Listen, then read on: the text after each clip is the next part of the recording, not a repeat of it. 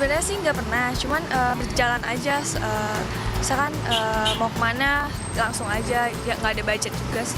Masih cari dulu trip perjalanannya kemana, biaya sekian. Baru dari situ paling nabung-nabung deh uang gaji, kumpulin dulu uangnya. Udah ada pengumpulan dana sebelum-sebelumnya, cuman untuk masalah jadi atau enggaknya itu masih simpang siur. Saya biasanya sih sudah atur-atur ya dari 6 bulan yang lalu lah sebelumnya. Jadi kita udah tahu kalau misalnya bulan Januari ya kita udah tahu nanti pas bulan Juni liburan sekolah anak-anak kemana. Nah kita udah harus tahu gitu. Nah kita udah harus nabung lah. Saya dididik untuk cari uang sendiri, jadi sesuai dengan kemampuan saya memposisikan untuk liburan itu sendiri. Dari gaji sih, tiap bulan pasti nyisihin sedikit lah buat liburan. Tergantung ya rencananya dimulai dari kapan, kayak bulan kemarin. Terus mulai kita sisihin uang gitu buat khusus liburan doang. Budgetnya ya pasti kita set lah. Misalnya kita mau perginya lokal aja atau keluar ya kan beda-beda ya budgetnya. Belum pernah. Saya membiasakan diri untuk menggunakan uang yang saya miliki. Saya nggak pernah untuk mencoba untuk berhutang atau memakai kartu kredit. Paling kalau kepepet aja sih pakai kartu kredit, maksudnya males lagi lah ntar utang-utangan ngurusin. Pengennya beres liburan tuh fun gitu, bukan mikirin habis liburan malah mikirin utang. Kalau saya sih lebih prefer lebih prefer maksudnya uang cash daripada debit gitu. Cuman kadang-kadang kalau udah mendesak baru pakai kredit. Saya udah lama tidak pernah berhutang lagi gitu karena kita nggak mau begitu liburan senang-senang pulangnya tinggal bayar hutang terus gitu. Kita kembali lagi di Indonesia Morning Show. Seperti janji saya tadi, sebentar lagi kan kita akan liburan bersama anak-anak atau mungkin bersama dengan keluarga Anda. Tapi kayaknya kalau liburan itu butuh dana yang besar dan kita harus planning dan juga harus mengatur dana untuk berlibur. Bagaimana caranya? Kita akan membahasnya bersama perencana keuangan yang sudah hadir di sini, Mbak Prita Gozi. Apa kabar? Baik, Mbak Cita. Baik, dan juga ditemani oleh Mas Irgi Farezi, suami dan bapak yang baik. Aduh, yang amin. sering ngajak liburan nih kayaknya ya. Amin. Amin. Kami juga membuka line telepon di 29546188 untuk Jabodetabek dan 021 29546189 untuk keluar Jabodetabek. Mau nanya-nanya, mau telepon sendiri, mau berbagi cerita mungkin boleh, ayo sama kita. Mbak Prita dan Mas Irgi, selamat datang di Indonesia Morning Show. Terima kasih. Ngomongin soal dana liburan, ini kan kita tahu bahwa liburan itu memerlukan dana yang besar. Tapi untuk merencanakan dana liburan itu merupakan hal yang baru, berat buat saya juga gitu. Apa sih sebenarnya dana untuk liburan ini ke Mbak Prita dulu? Jadi dana liburan itu sebetulnya adalah alokasi dana yang memang kita persiapkan untuk tujuan berlibur. Nah, kalau misalnya untuk berlibur itu sebetulnya kan pasti membutuhkan dana. Tapi tinggal karena tergantung pilihan mau kemana, berapa lama dan lain-lain itu jumlah dananya bisa berbeda-beda untuk setiap keluarga atau setiap orang. Nah, karena berbeda-beda untuk setiap keluarga dan setiap orang, belum tentu dengan gaji saja itu sudah cukup. Jadi mau tidak mau memang kita harus planning atau merencanakan supaya apa yang kita inginkan itu bisa terjadi. Oh gitu. Kalau Mas Irgi sendiri melakukan hal yang dikatakan oleh Mbak Prita nggak tadi, melakukan perencanaan keuangan untuk liburan? Ini yang dihadirin nih si rapih dan yang tidak rapi. Karena kalau Prita kan memang terencana gitu ya. Tapi kalau aku tuh kadang-kadang suka yang direncanakan tuh nyari uangnya. Jadi hajar gitu. Okay. Terus tapi karena memang niat untuk liburan. Karena kadang-kadang kalau aku liburan itu nggak tahu kita mau kemana gitu. Jadi tiba-tiba yang mendadak aja, karena kalau dadakan lebih seru ya. Dan pasti jadi gitu ya. Entah, dan aku nggak pernah punya patokan liburan tuh kemana. Misalnya ya di dalam negeri itu boleh kemana aja atau ke luar negeri. Tapi biasa kalau ke luar negeri memang kan perlu budget yang lebih besar. Betul. Nah aku tuh nggak pernah sih sebenarnya untuk yang kita pengen kesini ya gitu loh. Terus nyiapin dananya gitu.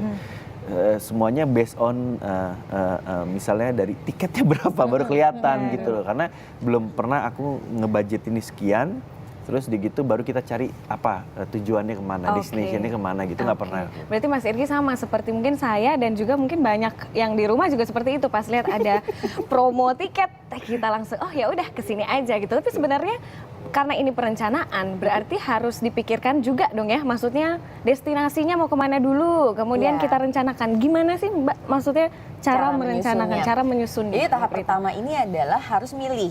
Apakah kita mau menyiapkan uangnya untuk sesuatu yang benar-benar kita inginkan, atau yang satunya lagi berdasarkan uangnya adanya apa, terus bisanya kemana. Oke. Nah misalnya nih kalau yang pertama, jadi oke, saya pengen bisa liburan ke misalnya tadi Abu Dhabi atau ke Dubai atau lain-lain itu. Terus udah gitu, oke kalau ke sana butuh berapa ya? Oh let's say 50 juta per orang misalnya. Terus kapan ya? Oh ya tahun depan. Ya udah berarti selama 12 bulan ke depan kita bisa menyisihkan penghasilan untuk bisa mencapai si 50 juta tahun depan itu. Oke. Atau kalau dia misalnya tidak berpenghasilan tetap nih, dia bisa juga misalnya oke dapat job A, B, C, lalu pas dapat job ya udah disisihkan sekian untuk supaya nanti bisa terjadi si 50 juta. Oke. Kalau misalnya yang satunya lagi yang seadanya uang berapa terus kemana? Betul, seperti aku dan Mas Irgi. Itu paling pertama yang harus ditentuin adalah what's my budget. Oke. Kita sekarang punya uangnya berapa? Jadi oke, punya uangnya sekian, lalu yang kedua adalah maunya kemana? Dengan uang sekian kita bisa kemana? Terus yang ketiga adalah kita pilih paket atau kita mau belinya online seperti itu. Oke. Iya, jadi yang beli-beli misal tiket sendiri, hotel sendiri dan lain-lain, baru terus merancang nantinya di sananya itu spending plan-nya kayak apa, dan yang terakhir adalah bawa si uangnya. Wah, sepertinya pas lagi baca banyak nih yang harus dimasukkan ke dalam list ya. Tapi ini kita sudah terhubung dengan penelpon yang juga pengen sharing dan bertanya-tanya bagaimana sih cara mungkin menjaga memplanning dana liburan ini. Halo, selamat pagi. Selamat pagi. Hai, dari mana nih? Dari siapa di mana? Saya dari Dana, dari Jakarta. Dana di Jakarta. Silahkan langsung ke Mbak Prita, boleh ke Mas Irgi juga. Iya, saya mau tanya ke Mbak Prita. Bagaimana caranya menyiasati budgeting liburan di high season? Oke. Itu aja, Mbak Dana. Sudah, itu aja. Itu aja. Terima kasih. Selamat pagi. Have a great day. Pagi. Yes, pertanyaan semua orang, Mas Irgi juga. Tapi sebelum menjawab pertanyaan, Mas Irgi 1 tahun berapa sering sih liburan bersama keluarga atau mungkin liburan bersama istri, mungkin atau sendiri gitu? Aku Berapa nggak pernah ngitungin ya, tapi bisa jadi sekali, bisa jadi 2 kali, bisa jadi 3 kali. Karena aku liburan tuh nggak matokin kemana. Misalnya kayak kemarin aku pernah ajakin liburan pas lagi liburan ya, karena kita biasa liburan itu pada saat anak-anak libur. Jadi waktu itu kepikiran kita ke ini yuk, ke Cipanas, itu kan itu dekat gitu loh. Jadi udah termasuk liburan gitu loh. Terus gitu ke Bandung atau misalnya keluar dari Jawa ke Bali gitu loh. Cuman ya itu dia, tambah jauh budgetnya tambah gede. Tambah besar, itu dia makanya. Cuman karena pekerjaan aku dan anak-anak masih kecil, aku tuh kadang menghindari high season. Oke. Nah, pertama kalau high season tuh yang aku hindarin karena memang kalau udah rame banget, misalnya ke luar negeri sekalipun, orang Indonesia tuh doyan banget liburan, duitnya banyak ya. Jadi di mana-mana ketemunya itu lagi, jadi aku ngindarin itu. Yang pertama itu, yang kedua memang karena budgetnya, karena akan lebih murah gitu. Betul. Aku pernah waktu itu memang pergi waktu itu pernah pas tahun barunya di sana gitu. Terus udah gitu cuman kita waktu aku pernah ke Disney. Nah, masuk Disney-nya kita after tahun baru. Nah, di situ kita bisa dapat lebih murah gitu tiketnya. Ini juga salah satu siasat Itu supaya triknya maksudnya biar kita nggak dapat tetap high season di tahun baru, tapi mungkin direncanakan mau ke atas tujuan berikutnya kemana gitu. Ya. Untuk menjawab pertanyaan dari Dana tadi di Jakarta, high season, semua orang pasti pengen liburan pada saat high season gitu, banyak. Nah itu yang menjadikan harga tiketnya bisa mahal banget. Benar. Cara menyiasatinya seperti apa? Yang pertama adalah kalau tahu mau perginya adalah saat high season, harusnya memang direncanakan minimal 12 bulan sebelumnya. 12 bulan, 1 tahun sebelumnya. 12 bulan sebelumnya. Jadi 12 bulan Kalau sebelumnya. misalnya enggak, berarti harus ngambil dari penghasilan yang sifatnya nggak rutin. Oke, Contohnya kalau misalnya? karyawan tuh kayak bonus. Oke, let's say sudah dapat bonus dulu, tapi ya Mbak Cita ya, jangan mikir gini, kayaknya nanti akan turun bonus sekian, terus udah mikir-mikir segala macam. Jangan. Jadi memang sudah bonusnya di tangan, atau kalau misalnya dapat fee, honor dan lain-lain sudah di tangan, barulah memang kita merencanakan tadi untuk high season. Nah, si high season tadi itu sebenarnya ada triknya juga, persis seperti tadi Irgi bilang. Jadi misalnya pergi lagi musim tahun baru, tetapi masuknya itu di tanggal yang tidak persis di tahun barunya. Atau kalau misalnya beli tiket pesawat, biasanya nih jam-jam yang agak ajaib itu tuh harganya lebih murah. Misalnya jam-jam agak ajaib nih, jam apa boleh dibagi? Kayak misalnya sebelum jam 6 pagi sudah terbang, atau di sananya mungkin baru sampai udah malam. Karena kan berarti kalau malam kita hanya menghabiskan malam di sana saja, tapi kita nggak bisa berplesir lah istilahnya gitu. Terus untuk cuma rugi di hotelnya kali ya. Nah, hotelnya itu memang tidak bisa yang istilahnya bintang berapa lah gitu. Memang mungkin harus yang agak budget lah ya. hotel. Bawa kemah dulu. Daripada check-in duluan. Atau kan agak di halte. Nah, kemarin itu triknya adalah nginepnya di airport. Airport itu kan banyak hotel di airport. Itu jauh lebih murah dibandingkan dengan tengah kota. Jadi untuk mereka yang ngambil tiket yang dengan budget airlines tadi, kemudian sampainya let's say jam 11 malam, itu lebih baik menginap 1 malam di airport, baru besoknya itu pergi ke tengah kota. Atau enggak ke atraksi-atraksi yang dituju sebelumnya ya. Wah, ini adalah satu tips yang sangat luar biasa. Terima kasih Mbak Prita udah mulai sambil nyatet-nyatet, sambil harus merencanakan. Mas Irgi, ngomong-ngomong kalau misalnya satu kali pergi liburan ya bersama keluarga, di saat liburannya itu merencanakan nggak misalnya expense-nya, mau makan, kemudian transportasi, ayo dia langsung tutup muka. Pernah nggak merencanakan seperti itu? Semua tujuannya kemana itu biasa istri aku. Jadi aku bagian untuk nyediain uangnya aku gitu ya. Sama pas nanti di sananya jagain anak atau macam-macam itu aku. Tapi nanti kalau ngeluarin uang kamu ya, gitu. Aku rata-rata gitu. Tapi kalau untuk masalah biasanya gini, kita ngomong Bali aja deh. Bali itu nggak bosan-bosannya kita ke sana dan bisa sering ke sana. Aku kalau misalnya pergi ke Bali, ya pertama itu nggak high season gitu. Terus kedua, untuk makan biasanya aku agak sedikit nggak mau ngebudgetin karena gimana ya, Bali itu banyak makanan yang enak-enak yang biasanya emang pasti kita kesana, besoknya kesana ada lagi yang baru, pengen nyoba lagi, bahkan yang udah pernah kita coba pengen dicobain lagi. Jadi akhirnya aku memang nggak pernah ngebudgetin sih untuk masalah makanan. Jadi agak boros di makanan gitu, tapi nggak shopping ya. Jadi makanya harus udah berat di samping di mana harus dikurangin di mananya juga. Nah, tapi ini permasalahannya juga Mbak Prita. Apakah perlu pada saat kita sudah merencanakan perjalanan, nah sekarang udah sampai di tempat tujuan harus merencanakan juga kan tuh transportasinya. Ada nggak maksudnya perencanaan harus? Jadi itu namanya adalah pengendalian pengeluaran. Jadi saya tuh bilang bahwa penghasilan itu tuh susah dikendalikan. Karena kan penghasilan itu given ya. Tergantung kita ya, kalau kerja karyawan ya bosnya mau kasih berapa. Kalau kerja freelance atau apa ya tergantung jobnya datangnya berapa. Tapi kalau pengeluaran tuh kendali di tangan kita sepenuhnya. Jadi yang pertama adalah mesti mengendalikan pengeluaran untuk transportasi dan akomodasi. Ini biasanya sudah dibayar di awal Mbak Cita. Jadi jangan sampai saking kepinginnya liburan akhirnya bayar dengan kartu kredit, kemudian baru cicil dan lain-lainnya setelah pulang liburan. Usahakan tidak. Jadi pada saat berangkat, usahakan tiket dan hotel sudah lunas. Nah, kemudian yang kedua adalah pastikan makan dan lain-lain itu.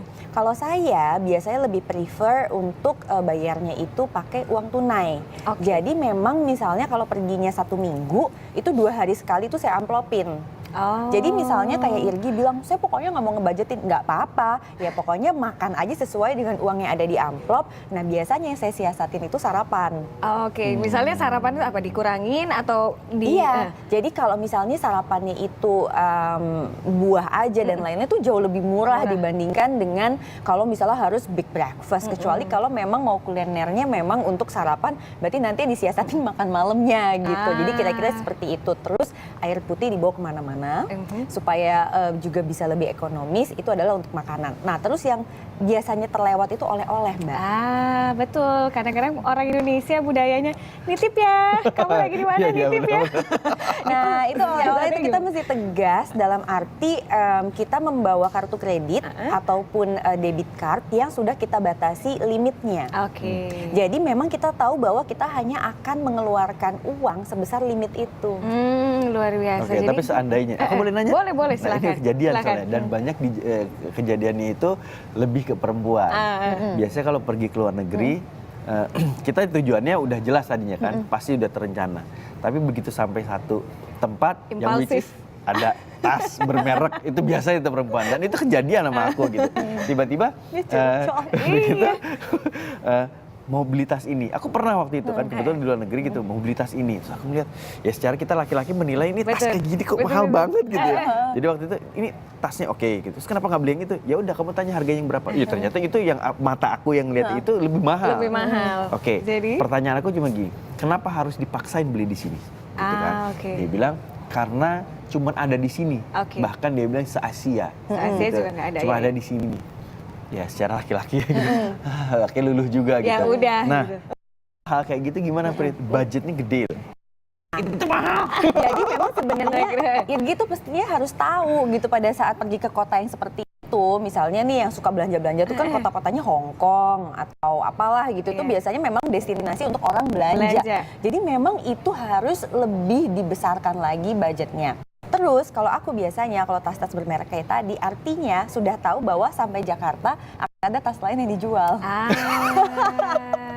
Jadi masuk satu keluar satu begitu Iya, ya? gitu. Ya? Jadi at least mengurangi suaminya apa biaya istrinya itu. nih? Nah, kalau itu kamu mesti musyawarah mufakat ya. Nah itu dia. Mungkin sama harus ada dana darurat pada saat kita liburan seperti itu kali ya Mbak Prita ya? Nah, tapi dana darurat itu sebetulnya bukan buat belanja, Mbak Cita. Itu biasanya lebih kepada nih misal kita terpaksa keluar dari hotel melebihi waktunya. Jadi kita ada tambahan biaya.